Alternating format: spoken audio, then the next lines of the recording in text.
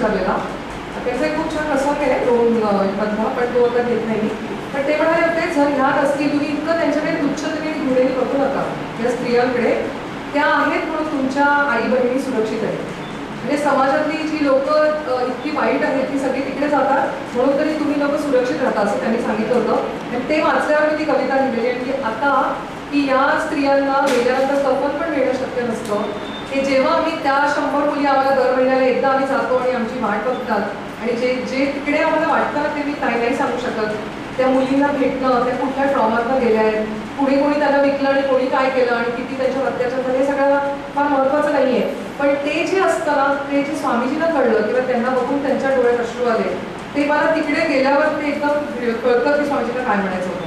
तर त्यांच्याकडे गृहिणी बघायचं नाही आणि त्याच्यासाठी जे गोष्टी चित्र काढलंय ते फार अप्रतिम आहे.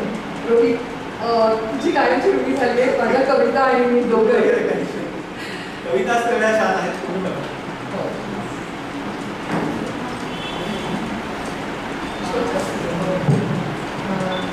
तुम्हाला विनंती करते की रोहितला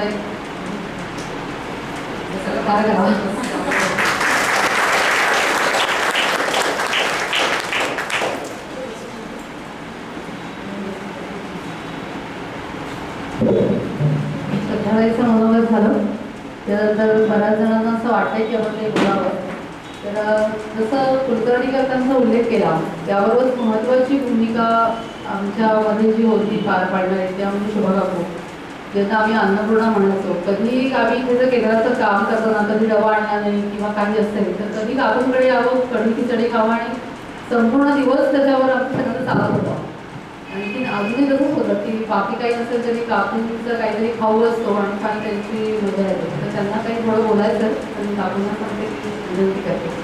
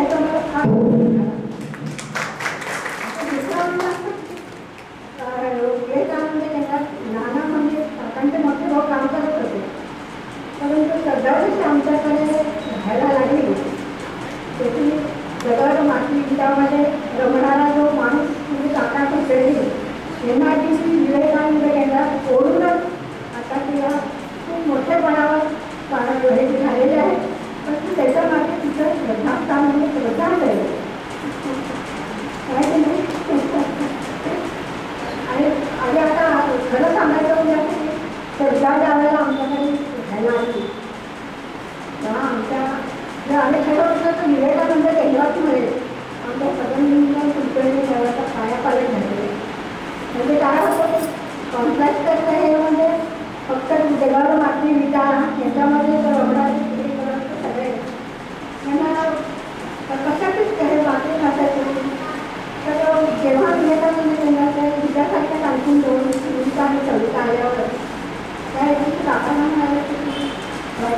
मुलावर का ठेवता त्यांना का पाठवत नाही आणि ते आपण माहिती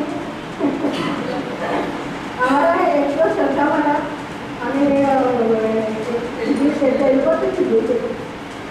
त्याच्यात काकांना घेऊन सांगितलं की काही करा मी काकूंना का घेऊन जाणार आहे आणि 4-5 दिवसाचं शिबिर केल्यानंतर मलाही खूप बरं वाटतं की मग खरंच आपण हा निश्चय असं कर्तव्य त्याचे जे आहे काम ते आपण का करू नये तेव्हापासून माझी सुरुवात झाली की जवळजवळ श्रद्धा असेपर्यंत त्याच्यानंतर खूप दिवस मी त्याच्यामध्ये काम केलं आणि त्याचा जो मला एक फायदा झाला तो मला नक्की नमूद करायचा वाटतं म्हणजे जे श्रद्धास्थान आहे ते असंच राहून श्रद्धेला जशा कीर्ती प्राप्त होईल.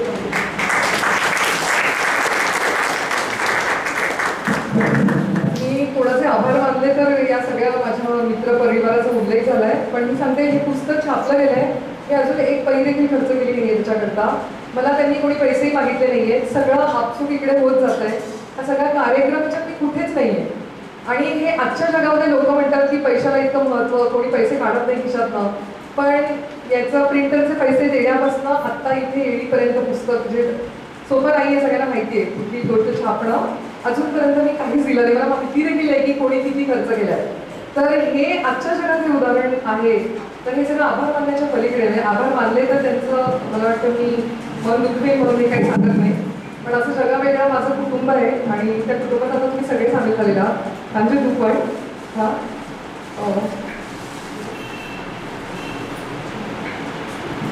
श्रद्धांचे आभार देईल पण छान वाटलं आता आपण सर्वात महत्त्वाच्या कार्यक्रमाकडे वळतो किशोरांना विनंती करेन की कधी आम्हाला काही शब्द किंवा काही मार्गदर्शन करा.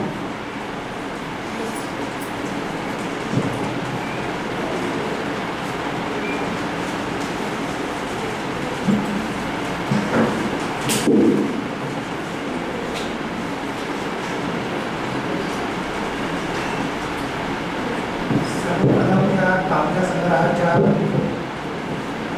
कवी आहेत श्रद्धा व्यासाचा त्यांचं पहिलं पुस्तक आहे पहिला एक आकडा आलेला आहे तर किती शून्य लावायचे ते ठरवलं ती शून्य वाढत जातील अशी आशा करायला भरपूर जागा आहे या प्रकाशनाचा अभिनंदन जनरली प्रकाशनाची व्यवस्था आजकाल कोणी करायला मिळत नाही आणि त्यातही असा एखादं प्रकाशन निघत ज्यांनी त्या लेखकाचं किंवा कवीच्या पुस्तकाचा सगळा खर्च करून पुस्तक प्रकाशित करत हे आश्चर्य आहे त्याच्यामध्ये भरपूर आश्चर्य होतात त्यातलं हे एक महत्त्वाचं आश्चर्य आहे कारण गेल्या 5-6 महिन्यापासून मला जेव्हा पुस्तक प्रकाशित करण्याची वेळ आली तेव्हा त्याच्यात काय काय होतं त्याचा व्यक्तिशः अनुभव असल्यामुळे या प्रकाशनाला सुद्धा त्याचा सुद्धा हार्दिक अभिनंदन करतो काय की मी गद्य लिहितो पद्य लिहित नाही पद्याचं रसग्रहण कसं करावं हे मला येत नाही आणि असं असूनही मला या ठिकाणी अध्यक्ष म्हणून ठेवलं निमंत्रित केलं मग मी जरा माझ्याकडे धडपड आले मी आणखी एक बोलतात त्या ती कमीत कमी वेळात बोलायचं कारण तुम्हाला सगळ्यांना घेण्याची घ्यायची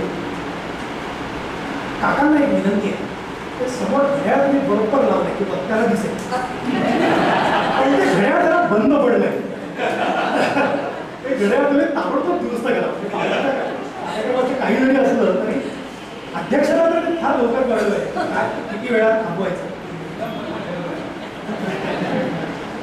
काय आहे की विवेकानंद केंद्रात जवळपास 25 वर्ष कार्यरत होतो आणि कार्यक्रमाचं आयोजन करण्याचा प्रचंड अनुभव आहे आणि त्याच्यात अध्यक्ष कसा जीव घेतात म्हणजे हा खरोखरच मृत्यू सगळा आहे का काय अध्यक्ष असं वाटण्याचा अनुभव श्रोत्यांना इतके वेळा येतो आणि त्याच्यामुळे हा माझा सल्ला आहे आणि विनंती आहे आणि मला जर पुढच्या वेळेला येताना जर ते बंद दिसलं तर मी दुरुस्त करायला घेऊन जाईल ते घड्याळ दुरुस्त करायला इथे लावं होती अशी विनंती केली अर्थात व्यक्तीने कसं अभिव्यक्त व्हावं वेगवेगळ्या पद्धतीने माणसं अभिव्यक्त होतात आणि श्रद्धा व्यासांचा अभ्यास करण्यासाठी त्या काव्याच्या माध्यमातून आपण अभिव्यक्त झालं पाहिजे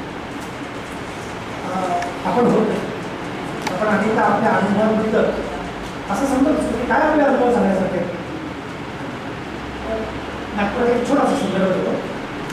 दुर्बल मनस्क मुलांच्या आई वडिलांचा कार्यक्रम होता.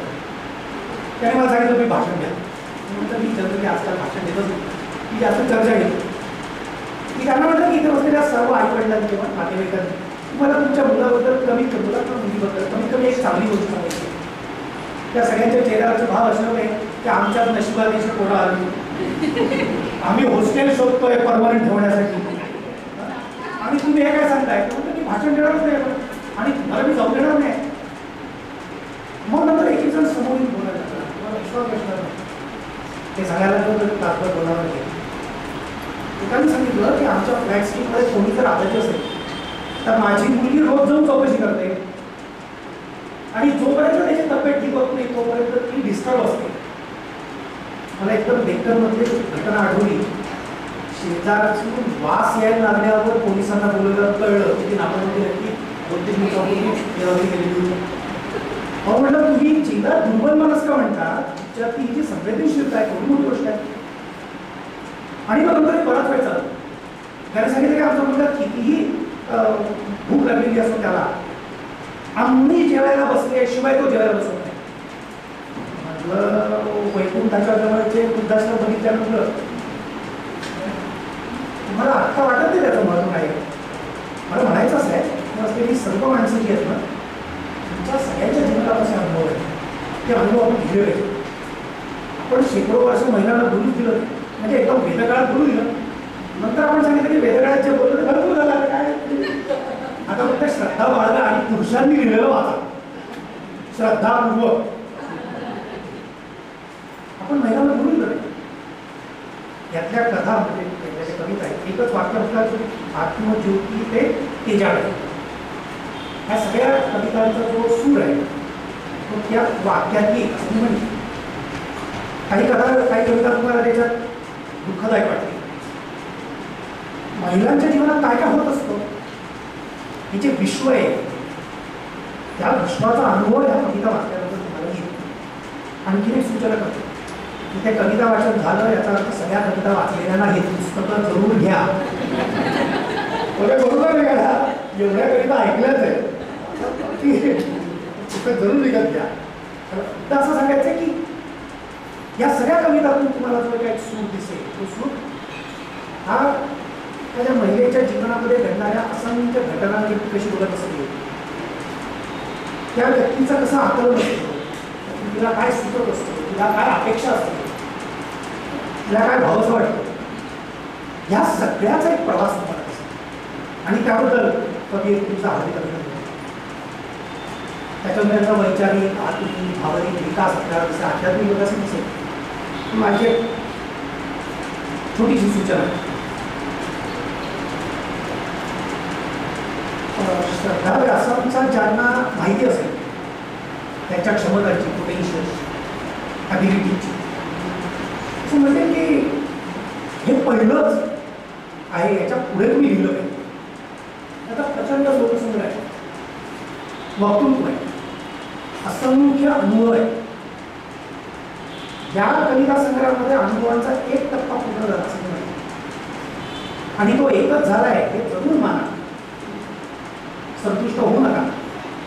असंतुष्ट असण्याचं वरदान तुम्हाला भरपूर मिळवतं. तिने असं म्हटलंय महाराजांमध्ये. ती म्हणते की हे कृष्णा मला तू एकच वरदान दे, तुझे दुःख दे. मग कारण दुःख असलं मला तुझी आठवण येईल. आता आठवण होणार नाही पण मला दुःख दे असं ती मागते. ती लक्षात मी असं म्हणेन की मी असमाधानाचा आशीर्वाद असा आहे ज्येष्ठांनी द्यावा असं म्हणेन. मी आतापर्यंत जेवढं लिखाण प्रकाशित केलंय किंवा लिहिलंय त्याच्या आधारावर तुम्ही आशीर्वाद देण्याची भूमिकेत आहे असं म्हणजे अर्थ नाही. तुम्ही असंतुष्ट राहा. त्याचे हे सगळे अनुभव आहेत. शेकडो माणसांना भेटलो, लोकांना एकत्र आणलं, एवढी लोक एकत्र होणं हे म्हणजे दृष्ट राहण्यासारखं आहे. मुश्किल आहे माणसं गोळा करणं. निवडणुका येतात तेव्हा माणसं कशी गोळा केली जातात त्याचे असंख्य किस्से आपण वाचत असतो. काही ठिकाणी तर सांगतात की नंतर जेवण आहे असं म्हटल्यावर उपस्थिती वाढते असा अनुभव आहे. त्यामुळे भविष्यातल्या होतकरू लेखकांना जर त्याच्या प्रकाशन कार्यक्रमामध्ये जास्त लोक यावं असं जर वाटत असेल हे काही काही नुसते हे आधुनिक काळात वापरावे लागतात. कारण तुमचा माझा धोका असतो, त्याच्यानंतर त्या सगळे तुझं माझं जमेना असतं. आता जर माझं जमेना हे या वातावरणामध्ये लोकांनी एकत्र येणं, संवाद साधणं, सहकार्याची भावना बाळगणं, या किती दुर्मिळ झालेल्या गोष्टी आहेत त्या आपण समजू शकतो. तर म्हणून मला त्यांना अशी विनंती करायची की या संस्कारांचं, प्रबोधनाचं, लोकसंग्रहाचं मोठं व्रत गेली 25 वर्ष कमीत कमी माझ्या माहितीनुसार जे जीवनात अनुभव आहे ते त्यांनी लिहावं. त्याचा फॉर्मॅट कविता असेलच असं वाटलं ते अनुभवांच्या रूपात असेल, कदाचित एखाद्या लेखाच्या रूपात असेल, ते कदाचित एखाद्या कथेच्या रूपात असेल, असेल तो फॉर्मॅट. तो फॉर्मॅट त्यांनी जरूर स्वीकारावा. विवेकानंदांचे वाक्य read man, every man is a living poem, अर्थपूर्ण वाक्य.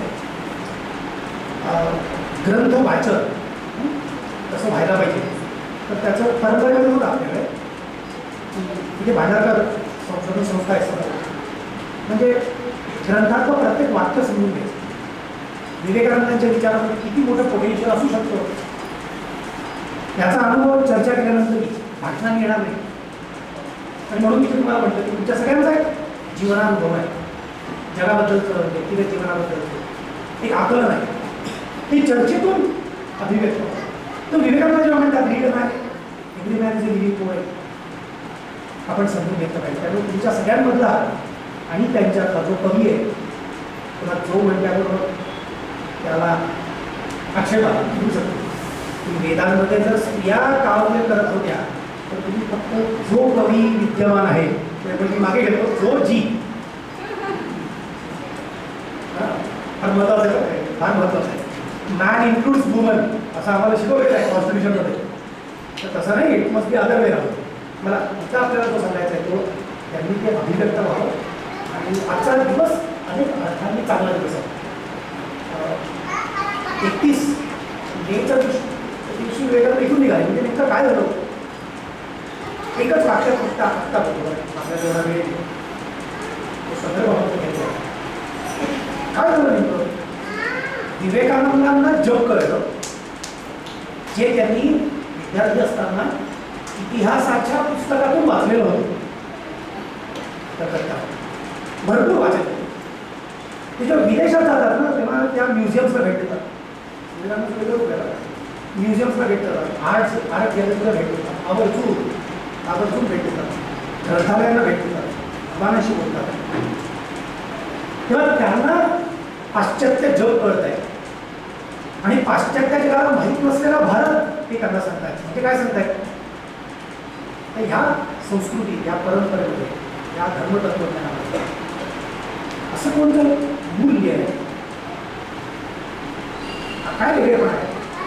त्याला परंपरेने आलेले अनेक जळमट असतील, विषमतांची जळमट असतील, विषमतेचं जरा जळमट असतील, जातीभेदाचं अस्पृश्यतेची जळमट असतील अशा अनेक जळमट असतील. पण त्याच्यामध्ये काहीतरी एखादं अमृत तत्व आहे की नाही, हे अमृत तत्व मांडणारे म्हणून की देशातील त्याची जी सगळी भाषणं आहेत ती आपण ह्या दृष्टीने शोधून बघूया. त्याचा संदर्भ आजही गरजेचा आहे. आज धर्माच्या नावावर, तत्वज्ञानाच्या नावावर जे जे काय मानलं जातं ते मुळात होतं का त्या धर्मामध्ये आणि तत्वज्ञानामध्ये, ते नव्हतं. म्हणून विवेकानंद हा आपल्याकडे जुना श्लोक आहे ना, गोड महात्मे होऊन गेले चरित्र त्यातले पाहता, आपण त्यांच्या समान व्हावे हाची साखर, फार जुनं काव्य आहे. विवेकानंद हा एक आरसा आहे, त्याचा आपण बघायचं आहे. आपल्याला किती कळला धर्म, आपल्याला किती कळलं तत्वज्ञान, आपल्याला किती कळली भारतीय संस्कृती. तेव्हा विवेकानंदांनी विदेशात जाणं हे का अर्थपूर्ण आहे. त्या रामकृष्ण संघासाठी देणग्या मिळवल्या, आजचं बेलूर मठात विदेशी देणगीतून बदललं आहे अख्खा.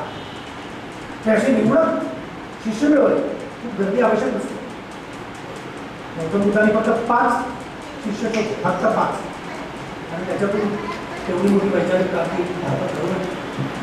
पण निवडक माणसं शिष्य म्हणून भारतात आली आणि त्यांनी थोडं मोठं काम केलं आणि अजूनही त्यांचं चालू आहे संशोधनाचं काम. निरीवर जे 5 व्हॉल्यूम्स आहेत, मला अजूनही असं वाटतं की विवेकानंदाचा आपण असा अभ्यास करायला सुरुवात केली ते विदेशात गेले, त्याच्या वाचनानंतर 3 मिनिटं टाळ्या आल्या, आता खूप जड ठीक आहे. आपण लहान मुलाला सांगतात त्या कथासमोर, पण आपण सर्व एका अशा बौद्धिक स्तरावरती आलेलो की इथून आपल्याला विवेकानंदांना घेऊन जर पुढे जायचं असेल तर आपली बौद्धिक तयारी त्याच्यात अधिक सखोलता येते. आणि ती जेवढी येत जाईल ना तेवढा अर्थसंपन्न आपले उपकरण होतात, अर्थपूर्ण होतात. शेवटचं एक अनेक चळवळी धर्माच्या क्षेत्रातल्या अनेक चळवळी 20व्या शतकात झाल्या. एक चळवळ जी फुटली नाही, त्याच्यात तुकडे पडले ही चळवळ म्हणजे रामकृष्ण संघाची चळवळ आहे. मध्ये अभ्यास करून मला एकदम स्ट्राईक झालेली गोष्ट की त्यातून काही संन्यासी निघून गेले असते स्वतंत्र, पण संघटनेचे तुकडे नाही झाले. आमचीच खरी संघटना अशी भानगड झाली. 125 वर्षापूर्वी तयार केलेली कॉन्स्टिट्यूशन विवेकानंद म्हणजे आता एक अभ्यासाला खूपच अभ्यासावा लागेल. आणखी थोडा संदर्भ येतो की एकनाथजींनी तयार केलेला पेट्रनचा जो फॉर्म आहे ना तो आपण वाचला पाहिजे. त्याचा प्रत्येक शब्दात केवढा अर्थ भरला आहे की त्याचा आपण एकदा त्याची चिकित्सा करायला लागलो की आपल्याला कळेल. विवेकानंदांनी 100 वर्षापूर्वी रामकृष्ण संघाची जी बांधणी केली, त्याच्यात ज्या प्रकारची ट्रेनिंगची व्यवस्था केली, लक्षण आहे एक सोडतो 18 विषय जास्त बोलत. मला आयोजकांनी सांगितलं की याच्यावर तुम्हाला बोलायचं म्हणून मी थोडक्यात म्हटलं याचा सत्तर देतो. तर हे सगळं विवेकानंद करू शकले कारण त्याचा तो व्यासंग आहे, त्याचा जो अभ्यास आहे, त्याची जी सखोल आकलन आहे धर्म, तत्वज्ञान, संस्कृती आणि पाश्चात्य जगतातल्या त्या आधुनिक गोष्टी, त्यामुळे ते करू शकले. हा व्यासंग आपल्याला जसं वाढत जाईल तसं आपलं बोलणं, लिहिणं, काव्यरचना, लेखन, पद्य, गद्य इत्यादी अर्थपूर्ण होत नाही. हे करण्याचा आपण सगळ्यांना प्रयत्न करूया. पुनश्च एका प्रकाशनाचं ह्या प्रकाशनासाठी ज्यांनी मेहनत केली, जे उत्तम प्रकाशन झालं आहे त्या सर्वांचं आणि कवितेचं हार्दिक अभिनंदन करतो. आणि आपणही का वेळ माझं हे अध्यक्ष वाटलं आपल्याला फार करताना आपण सहन केलं, त्याबद्दल तुमच्या सहनशक्तीबद्दल तुमचं अभिनंदन करतो. पण सहनशक्तीची जास्त परीक्षा घेत नाही, इथेच थांबतो.